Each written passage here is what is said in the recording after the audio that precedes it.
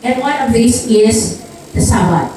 Daily, it will be their prayer that the sanctification of the Sabbath may rest upon them. Kinsa sa ato ang nag-aampo ini mga kaisunan. Ang sanctification sa Sabbath will be rested in us. Every day, they will have the companionship of Christ and will exemplify the perfection of His character.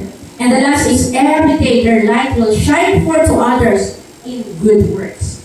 O sa iyang preparation nga ato ang pag-abumaton. When we meet Christ during Sabbath. At all times and in all places, God requires us to prove our loyalty to Him by honoring the Sabbath.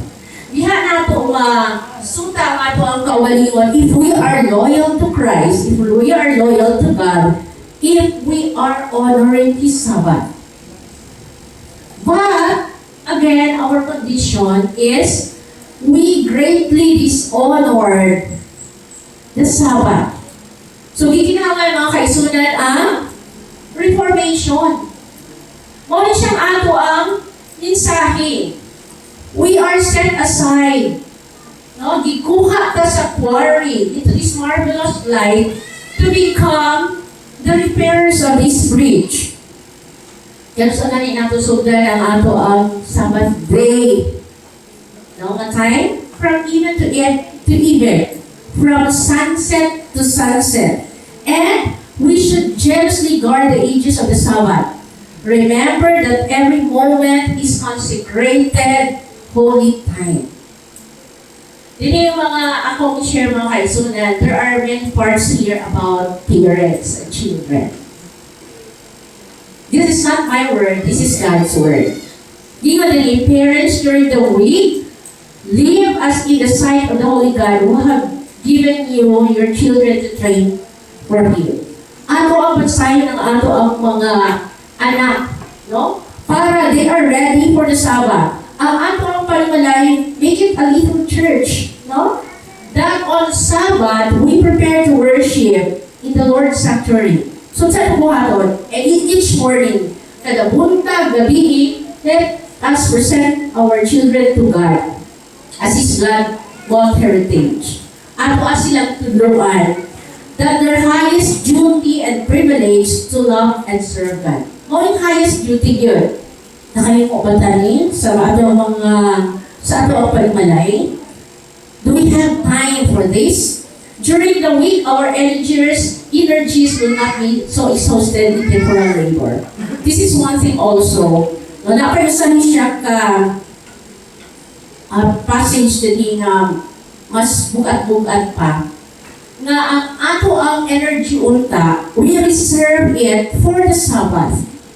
It's just like nga, during Sabbath, we meet Christ, we meet God. So we are ready, our energy is full, no? Dili nga, we exhaust all our energy to out the 6 days, and then paabot sa Sabado, luyat na, wala na. God requires not only that we refrain from physical labor, but our mind will be disciplined upon sacred things. Kinahanglan ang ato una-una. Atong i-educate, atong i-train. This is very important. Sa mga employers, mga kaisunan, tagaan ninyo ang time at ninyo have mga, say for example, business. Give time to your employees, half day lang, so that they have time to prepare. Ako kanina mga kaisunan, we already kahit ato ay siya i-review, no? So, dali lang mas why lang ako ang musip abot. Kaya nakakaayaw ng mga truth na ato ang tagaan ng pagtagad karon. Cooking on Sabbath. How about our cooking on Sabbath? Kinsa pa sa ato ang nag-cook during Sabbath day? Exodus 16:23 ang history ni Ana. No? Baking and boiling. On Friday, let the preparation for the Sabbath be completed. Umana yun mga kaisunan. See, all the clothing is in readiness and that all the cooking is done. Pero sila yung magsugod ang Sabbath? Sunset. So before sunset, everything cooking is done. Kaya mga kaisunan, medyo bugat-bugat niya siya. Those who neglect to prepare for the Sabbath of the 6th day, the Sabbath violate the fourth commandment and are transgressors of God's law. We are violators kung ato at ay siyang na muhat. You know, there are so many arguments about this na click-click naman karon. But the question is, what does it the Lord? O sa may ingon sa Ginoo? We are not in our convenience religion. Dili sa convenient lang religion ta mga kaigsunan. We are obeying kung sa command sa Ginoo. What are other preparation na kinahanglan nato? All clothing is in readiness. Kinahanglan nakaplansya na. Boots in blanket ang shoes nato mag-clean. Dili nga kanang Sabado diha pa ta mag-clean. Ligo. Kinahanglan it should be taken. Wala na pagsulsi sa mga garments, no to pleasure seeking, no to worldly employment.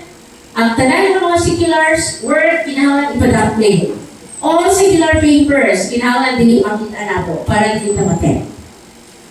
Testimonies Volume 6 na natong mabasa. And there is another word that should be received attention on Preparation Day. So ang tanan na mga differences on this day, Friday, all differences between brethren, whether in the family or in the church, should be put away. Let all bitterness and wrath and hate be expelled from the soul. In humble spirit, let us confess our faults from one another and pray for one another. And how we meet the Sabbath. Ato naman nabatasan ng mga kaisunan na before sunset, sa hindi pa may makahit, no? Kaya usahay mo sa sitan yun eh. Let the members of the family assemble to read God's Word, to sing and pray. Mo di ay ato buhaton mga kaisunan. Sa ato ang pag-meet sa ato ang Sabbath. Kung pagsugod sa Sabbath, we should place a guard upon ourselves. So na, our action, our words, lest we rob God by appropriating to our own use the time, which is strictly the Lord's. Nothing which will in the sight of heaven be regarded as a violation of the Holy Sabbath should be left unsaid or undone, to be said or done upon the Sabbath. Ang Sabado mga kaisunan, the fourth commandment is virtually transverse. Kung ang atong conversation about worldly things, or we engage in a light and thrifting conversation, kung saan lang masunod sa itong nauna, mas magiging sa Isaiah 58:13 and 14. We are speaking our own words. So every deviation from right brings us into bondage and condemnation. Sahay, nakakain ng mga gina-istorya yun. Every one of us, I know for sure. I am not accepted. But here is a light. If we want to know the truth, and if we want to be sanctified. How about our Sabbath food? We should not provide for the Sabbath a more liberal supply or a greater variety of food than for other days. Instead of this, the food should be more simple, less should be eaten, in order that the mind may be clear and vigorous to comprehend spiritual things. If we want to understand, discern spiritual things, this is God's requirement. Overeating befogs the brain. The most precious words may be heard and not appreciated. So, muli siguro mga kaisunan, parang we are indifferent. Parang passive lang kaayod na sa atong mga nadumo. No? Kaya naman, we are not faithful. Our mind is confused by an improper diet. By overeating on the Sabbath, many have done more than they think to dishonor God. Ato ay na dishonor ang ato ang Ginoo mga kaisunan. Kung sumusog ka itag Sabado, nagkakaay pilihan, mahadrok ta usahay nga o na maguna-una ka sa ato ang lamisa, kay gusto din nato kato.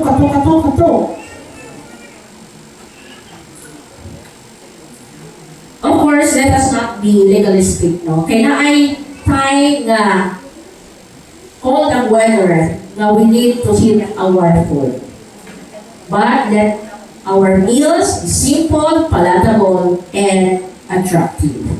Kanina nga, pagkaon na din na to, usual nga ginakaon for 6 days. So, lahit din siya mga kaisunan. Possible mga kaisunan, no? We would charge all not to wash their dishes on the Sabbath if this can possibly be avoided. It can be avoided? It can be avoided? Yes. God is dishonored by any unnecessary work done on His holiday. It is not inconsistent, but proper that the dishes should be left unwashed till the close of the Sabbath if this can be managed. Gamay lang ang amo ang plato. Masabay akong buhaton. Dahon sa saging. Tangan o plastic. Dalang mga pamagi. If we will make it a rule, we can make it. How about sleeping on Sabbath? Let not come to the place of worship to take a nap. There should be no sleeping in the house of God.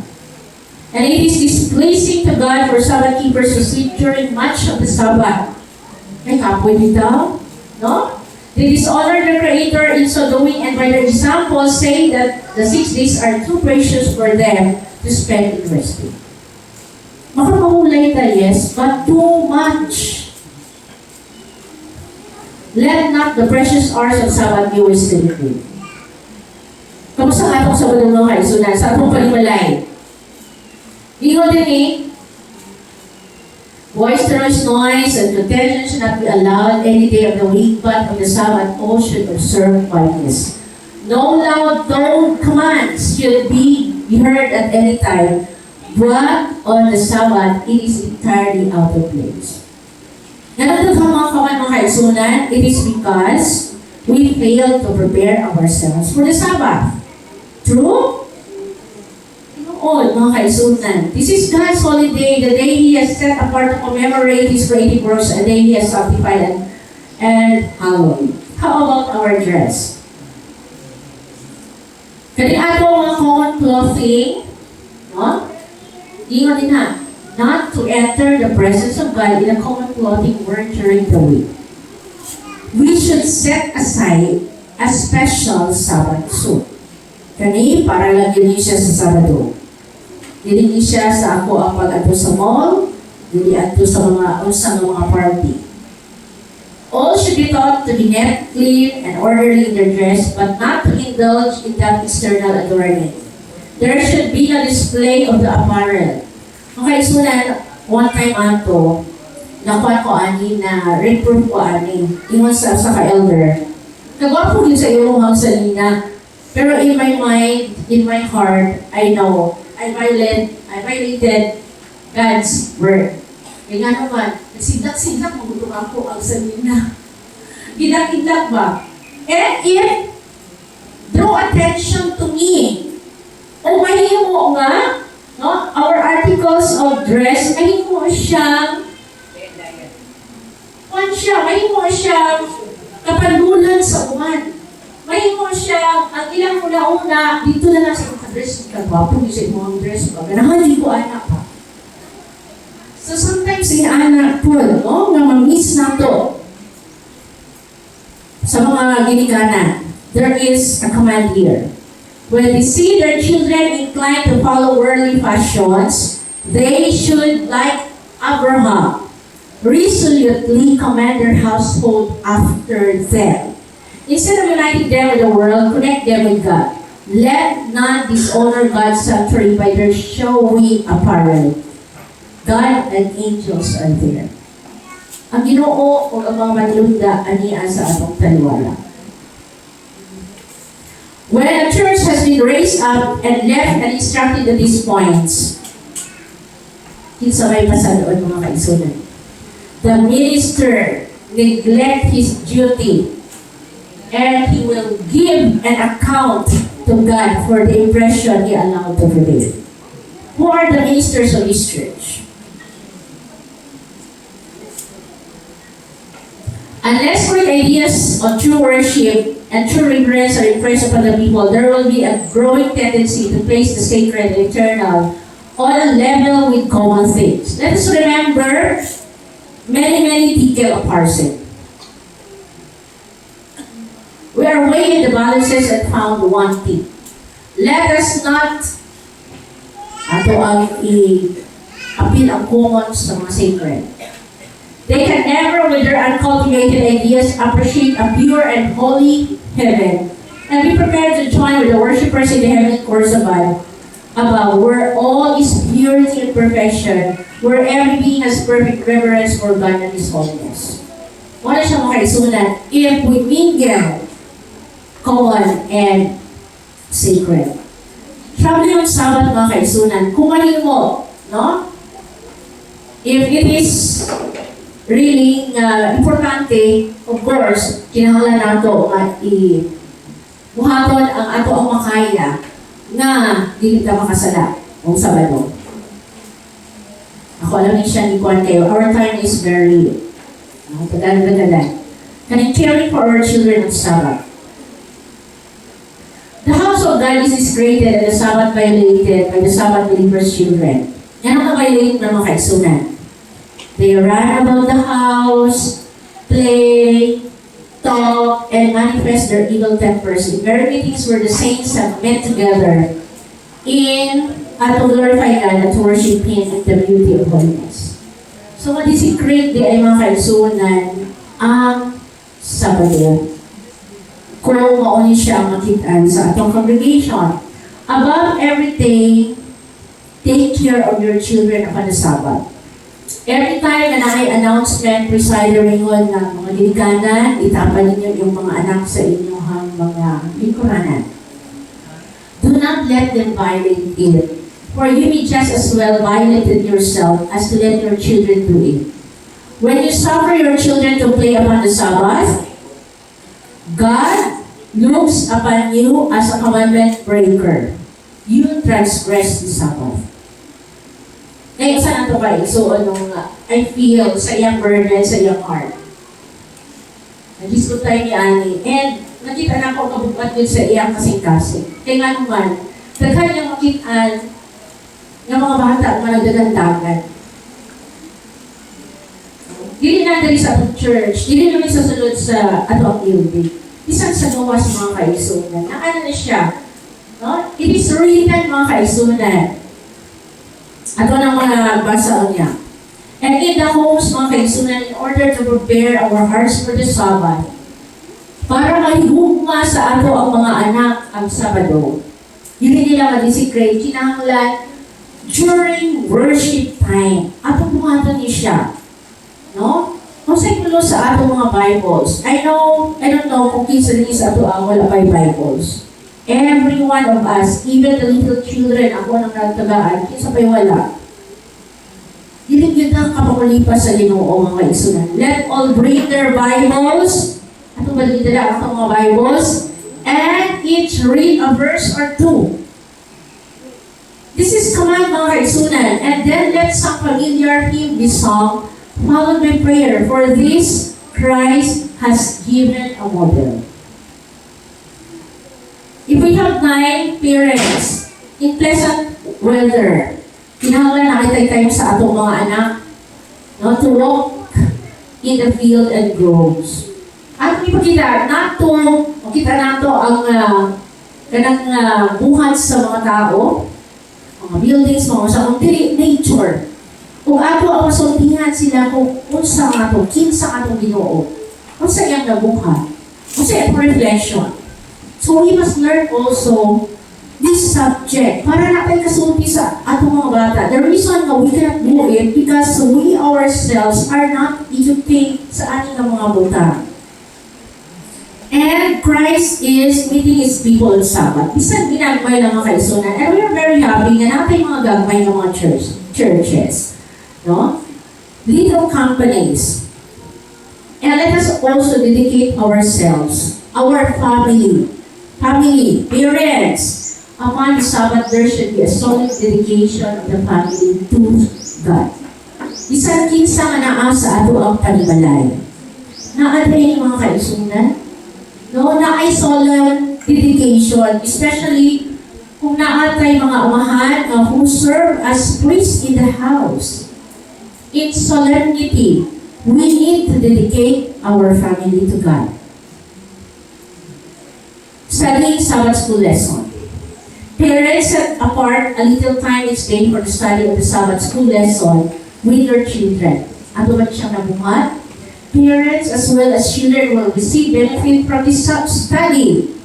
Let the more important passages of Scripture connected with the lesson be committed to their memory, not as a task, but as a privilege.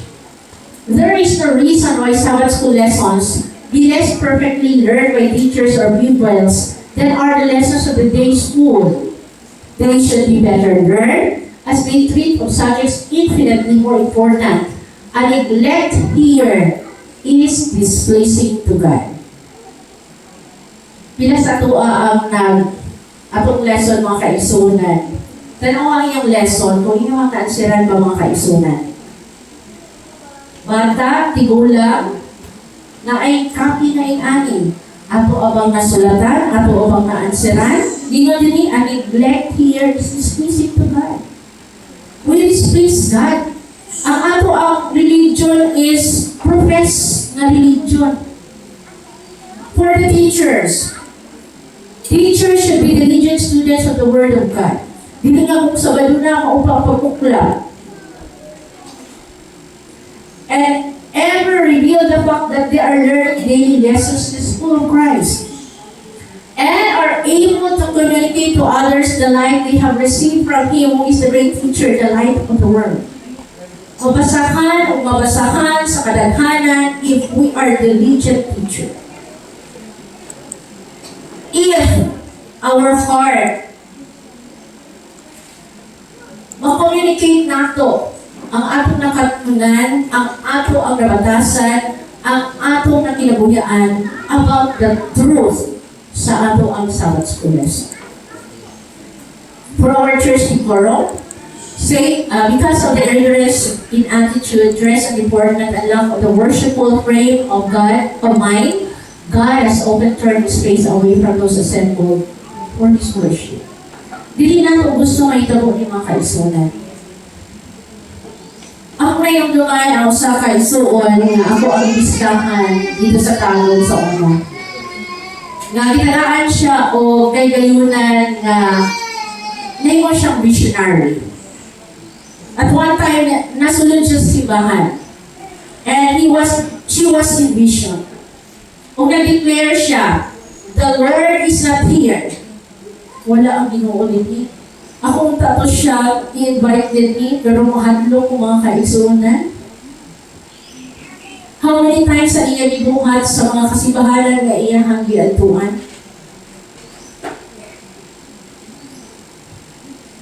Everyone should feel that he has a part to act in making the Sabbath meetings interesting. Nga naman din interesting ang ato ang Sabbath. Nga unta kanisya ang time to interchange of thought for the relation of your daily experiences. Kanin ato nabasahan sa ato ang lesson nga ato asya na experience. For the expression of thanksgiving, mga pagpasalamat. Enter into His gates with thanksgiving. Muna siya, ang pag-abot nato din full of expression of thanksgiving how God, yun sa Ginoo throughout 6 days. For the utterance of your sincere desire for divine enlightenment. Kinsa ba ang nag-aampo din nga Ginoo di Sabbath? I want more of you. I want more of truth. Nga mahimo kong ma-sanctify. Or ang ato ang una-una dwell only on fellowshipping, on our Sabbath food, on our sleeping.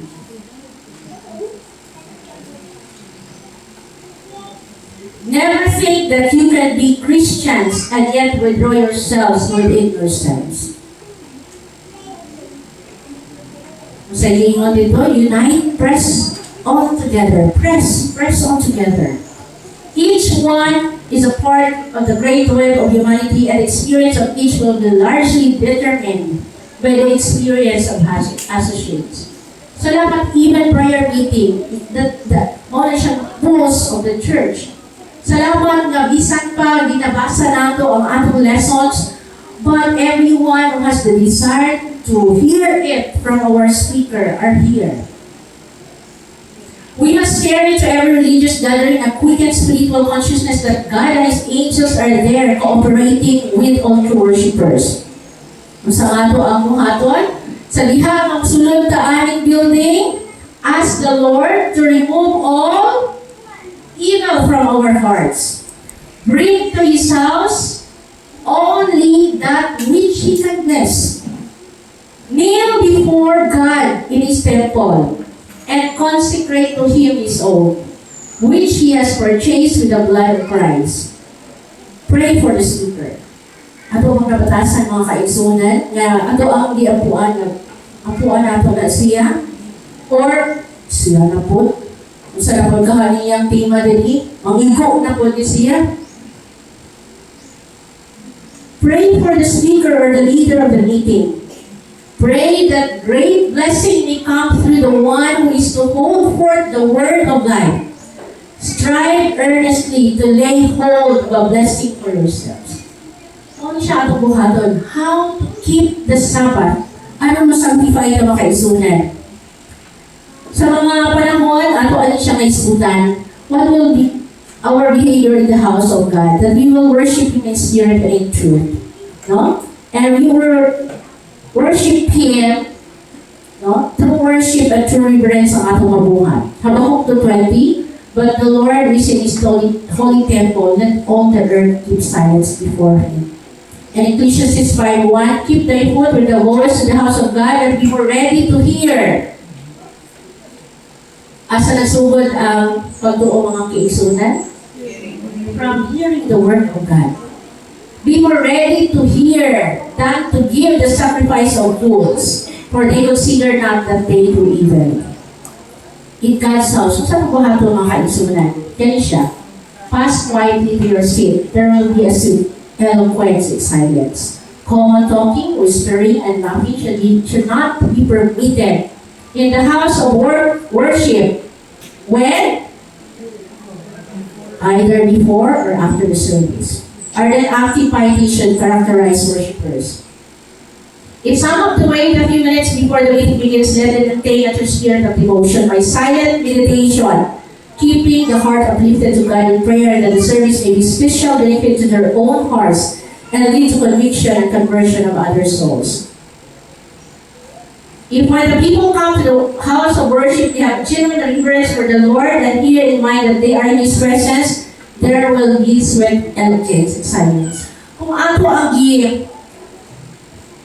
i-feel, I don't know if that is the correct word, nga ang presensya sa Ginoo anaa sa ato there will be a genuine reverence. Ang ato una-una, be prepared to hear the word of God. No? Nga maka-impress sa ato ang kasing-kasing. Sa diha nga ang ministro or somebody nga come in din him. Let us bow our heads for the minister in silent prayer to bow their heads in the pulpit and earnestly ask God for help. No? And also for the congregation. Kinahanglan natin silent prayer for all of our participants. Nga ato mga una-una ma-direct sa Ginoo, not for the person na nagsulti, kung dili maong peace. When the meeting is opened by prayer, every knee should bow in the presence of the Holy One. This is the reason we kneel always in prayer. And every heart should ascend to God in silent devotion. And let us not misunderstood. Kaya yung word na divine service. All Sabbath day is divine. Kasi nauna-una murag ba yung setting na divine lang ta magsimba. Diha lang ta magsimba kay divine. The other hours of the Sabbath is not divine. The prayers of faithful worshippers will be heard and the ministry of the word will prove effectual. The lifeless attitude of the worshippers in the house of God is one great reason why the ministry is not more productive of good. So, muna siya mga kaisunan. Ganun nga, sa mga nga department, more lifeless man siya. Why? Because we are irreverent.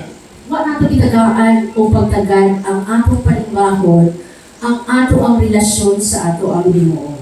In singing, the melody of song poured forth from many hearts in clear, distinct utterance is one of God's instrumentalities in the work of saving souls. We are privileged. Opportunity nato, din sa church now, we have so many groups. And nadahasigta. And the thing is, ikinahanglan nato sabto ng ato ang ginakanta kay we are also offering sermon through songs. No? Wala man ta nag-istorya nga, wala man ta nagkanta nga inasara, kung wala siya, kung growth, but then we are relaying message. That is why we say, message in song. Paminaw ta sa mensahe, pinaagi sa awit. All the service should be conducted with solemnity and awe, and as if in the visible presence of the Master of Assemblies. Ato ang yun, ibutang sa panguna-una that God is here. This is His holy place. When the word is spoken, you should remember, brethren, that you are listening to the voice of God through His dedicated servant. Masaya po buhaton? Listen attentively. Sleep not for 1 instant. Because by this slumber, you will lose the very words that you need most, the very words which, if hidden, would save your feet from straying into wrong paths. Nakabantay niyo po ang mga kaigsunan. How many times? Kung saya nga, kung nadungog lang kong taiya, kung wala siya nagtabi-tabi, or kung sa atua, kung wala ko nagtabi-tabi, mauna kong tato ang panahon, makasave sa atua. Satan and his angels are busy creating a paralyzed condition of the senses so that cautions, warnings, and reproofs shall not be heard. O nagbuhat ni Satanas mga kaigsunan. Or if heard, kung nadunggan ng gani, that they shall not take effect upon the heart and reform the life. Dunggan, lapos. Sometimes, kani siya mga kaigsunan, a little child, kani mga bata, usahay ko dito, dahil sa kaaway. Sometimes, a little child needs to attract the attention of the hearers that the precious seed does not fall into the good ground and bring forth fruit. Isa pa, aside from little children, sometimes young men and women have so little reverence for the house and worship of God that they keep up a continual communication with each other during the sermon. Could they see? Kung ato lang makita ng angels, no, looking upon them and marking their doings, maulaw din unta ta mga kaigsunan. Kung ato ang gihuna-una ang God is here, His angels, and they mark our doings. Mahadlok ta mga kaigsunan. God wants attentive hearers. It was while men slept that Satan sought his snares. Sa diha nga mahuman ang pag-ampo, all should still be quiet, as if fearful of losing the peace of Christ. And let all cast out without jesting or loud talking, feeling that they are in the presence of God, that His eye is resting upon them, and that they must act as in His visible presence. Muna siya sa mga ang natuan ng mga churches, mga kaigsunan. This is the part that the usherates no magamit. Napitawag na recessional. Kung kinsa ang dool or kinsa ang nasa unahan, they are the one who will kanang mauna o gawas. Sunod-sunod. Mauni siya ang gina-practice dito sa Gilead, dito sa Gilead. Mga ilaha. Order. God is God of order. And we want to practice it. We want to experience it. Let there be no stopping in the aisles to visit or gossip. That's blocking them up so that others cannot pass out. The presence of the church should be invested with sacred reverence. It should not be made a place to meet old friends and visit and introduce common thoughts and worldly business transaction. This should be left outside the church. God and angels have been dishonored with the careless, noisy, laughing, and shuffling of feet heard in some places. But find during sa ganyan siya, modo man siya, or sa to siya, walk softly in the sanctuary. Kanang wala yung makadungog sa ato ang mga feet nga na. Oh. And for the parents, after the service, or after the Sabbath, or pag-uli nato sa atong balay, parents should explain to their children the words spoken from the pulpit, that they also may understand and have that knowledge which, if put into practice, brings abundant praise and peace. Parents, make the Sabbath a delight that your children will look forward to it and have welcome in their hearts for it. Ang atong mga bata, mamayon na, yay! Sabbath na po! Kung sa'yo nag-iihi, ay, daghanap ko doon, baon. Daghanap ko kumakaon. Yan, habang ako nasa itong mga children, ay, makita na po ni Kon. Ay, magdula na po ni. Parents, make the Sabbath a delight. And parents set as an example. Fathers and mothers should make it a rule that their children attend public worship on the Sabbath and should enforce the rule. How? By their own example. It is our duty to command our children, our household after us, as did Abraham.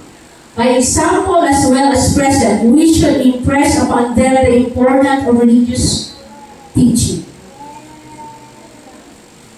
Ngayon sa atong mga anak, sunod. Asa ko ta? Tuwas. It will bring confusion to our children. Kinahanglan i-elevate nato ang standard of Christianity in the minds of our children. Kinahanglan ilahang masabtan, ilahang mailhan ang Ginoo. By their experience, let us teach them the highest reverence sa house sa Ginoo. Kung ilang masabtan that when they enter into this house, God is here.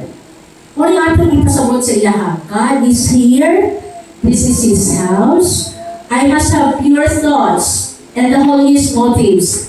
I must have no pride, no envy, no jealousy, no evil surmising, no hatred or deception in my heart.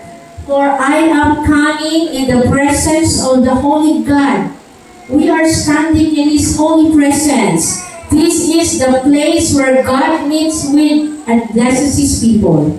The High and Holy One, who inhabited eternity, looks upon me, searches my heart, and reads the most secret thoughts and acts of my life. Brethren, will you not devote a little thought to this subject and notice how you conduct yourselves in the house of God? Masamay na example ang ato ang ipakita sa ato ang mga anak. Your role vast responsibilities upon the preacher. Sometimes ato ang ginakuha ng ato mga leaders of not instructing us, but parents, you are God's instructors. Your sons, prabukat ni siya mga kaigsunan, but we need to learn this. Your sons and daughters are corrupted by your own example and lax precepts. And notwithstanding this lack of the basic training, you expect the minister to counteract your daily work and accomplish the wonderful achievement of training their hearts and lives to virtue and piety. In order for this church to become reformed, let us first do it in our own homes. So kung wala ang minister, buwan na siyang buwan ng mga kaisunan, no? Parents, ato ang yuning imunaw-naon. The burden rests upon the parents. No wonder our churches are feeble and do not have the deep, earnest piety in their borders that they should have. Why, mga kaisunan? our present habits and customs, which is honor God and bring the sacred and heavenly down to the level of common, are against us. Dili nato siya ma-distinguish ang common sa sacred. Because we are not practicing it. Because we are not, wala nato siya i-separate ba. We have a sacred testing sanctifying truth. And if our habits and practices are not in accordance with the truth, we are sinner against great light and are proportionately guilty. Guilty tayo mga kaisunan. It will be far more tolerable from the hidden and the day of God's retributive justice than for us. Mas maayo pa, no? Hidden kaysa sa tuang nga nakaibalo niini. It is too true that the reverence of the house of God has become almost extinct. Sacred things and places are not discerned.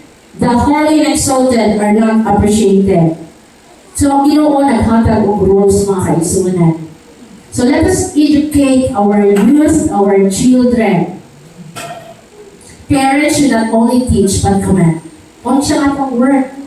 The moral things of the worshippers in God's holy sanctuary must be elevated. But this matter is sadly neglected. Na-overlook mga kaigsunan. And as a result, disorder, irreverence, have become prevalent. And God has been dishonored. So, ito po tayo na itong kaugalingon. Bukan ni siya. But we need to learn it if we want to be saved. If we want to be sanctified. When the leaders in the church, ministers, and people, father and mother have not had elevated views of this matter, ano siya nag-expect natin sa mga bata? Siya manggani, si Akul manggani, si elder manggani, si pastor manggani, si sister manggani ng mga leaders in church. How can we expect our children? We are sometimes blaming them. But you know, it boils down sa ato ang neglect. As leaders, as parents. They are too often found in groups, away from the parents who should have charged them. Notwithstanding, they are in the presence of God and His eyes looking upon them. They are light and trifling. Sa ilang nabuhan, they whisper and laugh, are careless, irreverent, and inattentive. They are seldom instructed that the minister is God's ambassador. Ato abang na pasabot sa ato ang mga bata nga when somebody will come here, maghatag of words sa Ginoo, they are God's ambassador. That the message he brings is one of God's appointed agencies in the salvation of the soul. And that to all who have the privilege brought within their reach, it will be a savor of life unto life or death unto death. If we disregard the Sabbath, I have been shown that that very many of the parents who profess to believe the solemn message for this time had not trained their children for God. They have not restrained themselves and have been irritated with anyone who attempted to restrain them.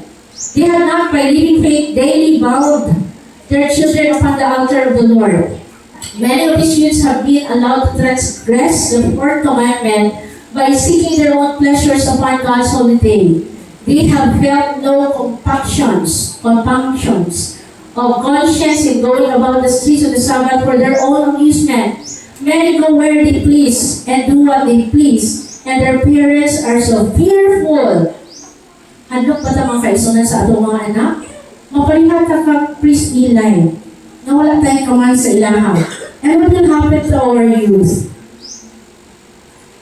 They will lose all respect for the Sabbath and have no relish for religious meetings or for sacred and eternal things. Parents, you need to remember the Sabbath day yourselves to keep it holy. And if you do this, you are giving the proper to your children that they will reverence God's holy day. Do not suffer them to violate God's holiday by playing in the house or out of doors. So, dili nato mga kaisunan. And thank you for one of our sister. No, nga, ang iyang kabugat, ani. And it's really, we have what we call corporate responsibility, especially for the leaders. You may just as well break the Sabbath yourselves as to let your children do it. And when you suffer your children who are about to suffer them to play upon the Sabbath, God looks upon you as a Sabbath breakers. There are so many things, mga kaigsunan, na niadinhin, but over time, hindi kaya mo pa mo muhatag sa atoa. But one thing, mga kaigsunan, we are robbing God when we permit ourselves na we absorb in the temporal interest for 6 days o magloya na ta sa dalawa. Naghanatag Sabbath sickness. We are robbing the Lord when we unfit ourselves to worship Him upon His holy day.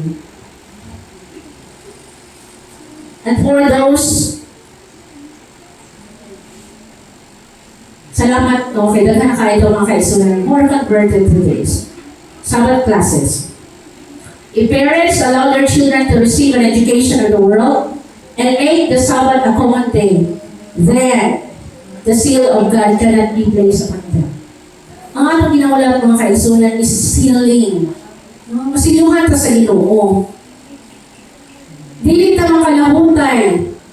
Anang sa dilo, basin mahimutang persecutor. Duha naman na siya, persecuted or persecutor. If we are not faithful, of course, it put us sa enemy's group. If parents allow their children to receive an education in the world and make the Sabbath a common day, then the seal of God cannot be placed on them. They will be destroyed with the world. Di man yung mga ginikanan. Daghan kaya itong mga experience sana. We are, kanakon ganita, living witnesses ta. Kung ang ato ang mga anak, no? We destroy them if we allow them. They will be destroyed in the world and will not their blood rest upon the parents. We cannot say, ay, dago naman na sila. If they are still in your house, command your children. But if we faithfully teach our children God's commandments, bring them into subjection to parental authority, and then by faith and prayer commit them to God, He will work with our efforts, for He has promised it. And when the overflowing scourge shall pass through the land, they with us may be hidden in the secret of the Lord's pavilion. Keep safe with the mga kaisunan sa Ginoo. Ang atong lesson about Daniel, that is a proof. Unang gusto sa Ginoo nga atong kinabuhian. And then if we work on Sabbath, sa ingon din circumstances will not justify anyone in working upon the Sabbath for the sake of worldly profit. Minister, sa mga ministro, ministers of Jesus should stand as a reprover to those who fail to remember the Sabbath to keep it holy. Who are the ministers? They should kindly and solemnly reprove those who engage in worldly conversation. Even in our conversation, mga kaisunan, wala na pagkikuha galing mga about beginning kay it takes time, mga kaisunan. This is already 40 pages from 16 pages, ngayon siya 40 pages. They should kindly solemnly reprove those who engage in worldly conversation about the Sabbath and at the same time claim to be Sabbath keepers. They should encourage devotion to God upon His holy Sabbath. Gamay na mga kaisunan. If we desire the blessing promised to the obedient, we must observe the Sabbath more strictly. Kung gusto na po panalangin mga kaisunan, those who sanctify the Lord in their hearts by strictly devotional praying of mind and who sought to improve the sacred arts in keeping the Sabbath to the best of their ability, and to honor God by calling the Sabbath a delight. These, the angels, were specially blessing with light, health, and special strength was given to them. Kaya po mga kaisunan, if we are faithful. Mo ni happen sa Ginoo sa tuwa. Remember, kay Sabbath, this is our test in these last days. Nagka-quotation mga kaisunan pa rin. But again, let us read it. No? What is our Sabbath journey? Ato nasabatan, ato ang nasunod ba our Sabbath journey in the sanctuary? We have here some memory text, no? Or text about entering the sanctuary, what will be our experience in every furniture in the sanctuary. And that the presence of God, we felt the presence of God. The Shekinah's glory na atong mapatunan every Sabbath. And last mga kaisunan, every time na ato ang share kay mga kaisunan, ang atong handog, we will be reformed. Only gusto sa Ginoo sa ito, reformation. But, if we will not follow this truth, Desire Reyes says, every reformation was followed by deeper apostasy. Kung dili natin siya dawaton ng mga truth mga kaisunan, the more nga mapalayo ta sa Ginoo, the more nga ato ang isulti sa pagkagalingon nga wa manay labog sa kaluwasan. Let us then be tremble. Hadlok mga kaisunan. Ako mahadlok ko, no? Kaya even in our makalungkot ko anak, wa manay labog sa atong kaluwasan. Hebrews 4 mga kaisunan, it's about Sabbath.